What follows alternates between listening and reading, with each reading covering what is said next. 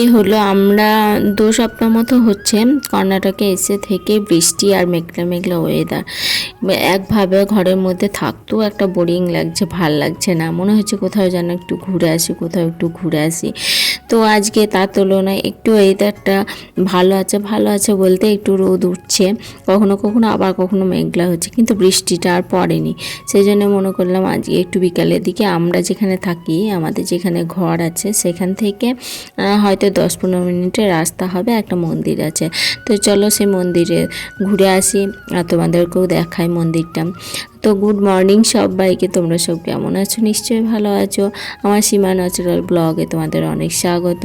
আমরা কর্ণাটক থেকে বাড়ি গিয়েছিলাম, তখন বাড়িতে আমার বাপের বাড়ি আর আমাদের শ্বশুর বাড়ি, দুটো বাড়ির মধ্যেই আমরা ঘুরেছি, বেরিয়েছি, হ্যাঁ আনন্দও করেছি, কিন্তু অন্য কোথাও আর বেড়াতে যাওয়া হয়নি।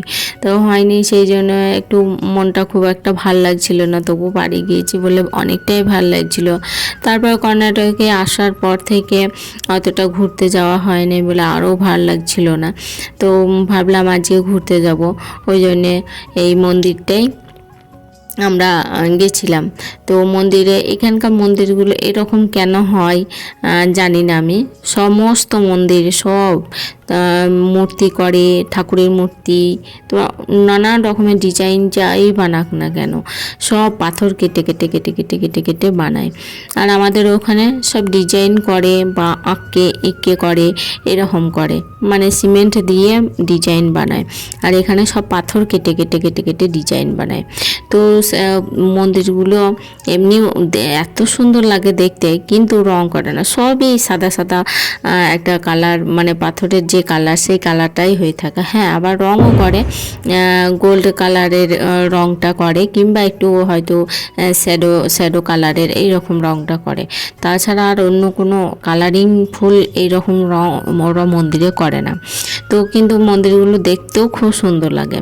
আর আমাদেরও এখানে মন্দিরগুলো কালারিং রং সব করে। আমাদের ওখানকারগুলোও খারাপ নয়, আমাদের ওখানকারগুলো বেশ সুন্দর। আমাদের ভালো লাগে, এখানকারগুলোও ভালো লাগে। এত সুন্দর মন্দিরগুলো, আর এত বড় জায়গা এরিয়া নিয়ে মন্দিরটা আছে বানানো। অনেক অনেক জায়গা ওদের, মানে মন্দিরের নামেই অনেক জমি, অনেক একর জমি আছে। তো সে ওইটা বলছিল আমার হাজব্যান্ড বলছিল, তোমাদের দাদা ভাই, যে এই মন্দিরের অনেক জমি জায়গা আছে, ওই জন্য মন্দিরটা এত উন্নত করতে পারে। সেই সব জায়গা জমিতে যেসব ফসল লাগায়, সেই ফসল থেকে এইসব মানে পয়সা অর্থগুলো আসে, তো সেই থেকেই এইগুলো বানায়। তো আবার মন্দিরটার পাশে আবার দেখছি মসজিদও আছে। তো মসজিদ আবার মন্দির দুটোই একসাথে আছে, মানে ওখানে মেলা বসে, গেলে বুঝতেই পারা যাবে না যে মসজিদের জন্যে, মানে মসজিদের কোনো উৎসবের জন্য মেলাটা বসেছে নাকি মন্দিরের। সব একাকার হয়ে সবাই একসাথে মিলে মিশে আনন্দ করে, বেশ দেখতে মজা লাগে, ভালোও লাগে। ওই মেলাটা বৈশাখ মাসে হয়, বৈশাখ মাসে বুদ্ধ পূর্ণিমার সময় হয়। তো আমরা গিয়েছিলাম, আমরা 2-3 বছর হচ্ছে এখানে এসে দেখলাম, 2-3 বারই দেখেছি। তো খুব ভালো হয় মন্দিরের। তোমাদের সাথে কথা বলতে বলতে আমার চা খাওয়া, মেয়ের চুল বাঁধা, মানে স্কুল যাবে বলে মেয়ের চুল বাঁধতে লেগেছি। আর তোমরা দেখতে পেলে একটু যে আমার মেয়ে সকালবেলায় ওঠে ঠিক ওই রকম করে, ওর বাবা কোলে নিয়ে উঠায়, তারপরে ওঠে, নইলে উঠতে চায় না। ওর এত ঘুমের জন্যে এত বকা খায়, তবুও ও উঠতেই পারে না। বলি সকালবেলায় একটু সকাল উঠলে, সকালবেলায় একটু পড়তে বসতে পারলে পরে ভালো হয়, সেটা ও করবেই না কিছুতেই। তো ওর বাবা যতক্ষণ না ওরকম করে তোলাবে ততক্ষণ ও অমনি করেই শুয়ে থাকবে।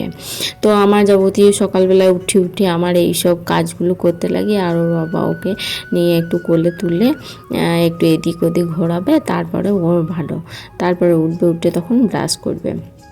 করে মুখ ধুয়ে তখন চাটা খেয়ে পড়তে বসবে। তো আমার এই দেখো এদিকে কাজ প্রায় হয়ে গেল। তো আমি স্নান টান করে এসে দেখো রান্না বসিয়ে দিয়েছি। তো রান্না আজকে কি করব, রান্না কি করব ওই ভাবতে ভাবতে তো সবজি আছে মেলাই, শুধু মাছ মাংস এইগুলো ছাড়াও সবজি দিয়েই অনেক রান্না খাওয়া যায় বা রান্না করে খাওয়া যায়। তো আজকে সবজিই হবে, আজকে হবে ভেন্ডি ভাজা আর টক আর করলা ভাজা আর বেগুন পোড়া করেছিলাম, বেগুন পোড়া। আর তার সাথে করেছিলাম আরেকটা কি করেছিলাম, তো এইগুলোই রান্না হয়েছে আজকে। তো আমার মেয়ে তার মধ্যে টক আর ভেন্ডি ভাজা দিয়েই ভাত খেয়ে নেয়। আর পছন্দ করে মাংস, মাংসটা ও খুবই পছন্দ করে। তো মাংস তো সবসময় খাওয়ানো হবে না, কারণ ওর লিভারের প্রবলেমের জন্য ওকে এইটা মানে মাংসটা অন্তত একটু কম খাওয়ায়। আর ওর বাবাও তাই বলে যে মেয়েদের, বাচ্চা মেয়েদেরকে মাংস মানে পোলট্রি মাংস খাওয়া অতটা ভালো নয়, সেই জন্য একটু কম কম করেই আমরা খাই। তো এবার যদি আমরা আনি তাহলে তো ও খাবে, আবার ওকে দিতেও হবে, ওর সামনে তো আর আমরা খেতে পারি না, ওই জন্য আমাদেরও আনা কম হয়, আমরা খাই না, মানে খুব কম। তো এই দেখো আমি ওইদিকে গ্যাসে তরকারিগুলো করে নিচ্ছি, আর এদিকে আমি ইলেকট্রিক ওভেনে বসিয়ে দিয়েছি ভাতটা। তো ইলেকট্রিক ওভেনে ভাতটা আমার হতে থাক, আর আমি এইদিকে তরকারিগুলো করে নেবো, কারণ মেয়ে টিফিন খেতে আসবে, তারা আছে এবার 1:15 মধ্যে ও চলে আসবে, টিফিন খেয়ে আবার তখন চলে যায়। তো তারপরে তখন আমি একাই তখন ঘরের মধ্যে কি করব, তখন ভালো লাগে না। আর তোমাদের দাদা ভাই তো কাজে গিয়েছে, আর আমার মেয়ে আসবে সে 4:30 নাগাদ বিকাল। তো 4:30 পর তারপরে তখন আমরা যাব ওখানে ঘুরতে। তো তোমরা দেখো। হ্যাঁ, তবে আমরা বিকালে ঘুরতে গিয়েছিলাম, তো আমার মেয়ে আবার যেতে চায়নি বলতে ও যায়নি, কারণ ওর সাইকেল ছিল, তো ওই স্কুল থেকে এসে সাইকেল চালাতে চলে গিয়েছিল। আর সাইকেল চালাতে গিয়ে বান্ধবীদের সাথে খেলতে খেলতে ও আর যায়নি। আমরা ডেকেছিলাম, বললাম চল একটু ঘুরে আসি, বললো না আমি এখানে খেলবো, তোমরা যাও। তো ও ওখানে ফ্রেন্ডদের সাথে খেলা করছিল, আমরাই গিয়েছিলাম, আমি আর তোমাদের দাদা ভাই দুজনে গিয়ে ঘুরে এলাম। বেশি দূরের রাস্তা তো নয়, 10-15 মিনিটের রাস্তা, ওই জন্যে গেলাম। তো এই দেখো মন্দিরগুলো দেখছো, আর আমি এইখান থেকে বেরোচ্ছি, আমি ওই জন্য বললাম একটা ভিডিও বানাতো, মনে হচ্ছে কোথায় থেকে যেন বেরোচ্ছি না, এমনই মনে হচ্ছে বলে আমি বললাম তোমাদের দাদা ভাইকে যে একটা ভিডিও বানিয়ে দাও তো একটু ধরে। ও তো ভিডিও বানাতে চাই। তো যাই হোক, তারপরে আমি 2 গোলা রুটি বানিয়ে নিলাম, আর তোমাদের দাদা ভাই অফিসে খেয়েছিল। তো ভিডিওটি আজকে এই পর্যন্তই, তোমরা সবাই সুস্থ থেকো, ভালো থেকো, পরের ভিডিও টাটা।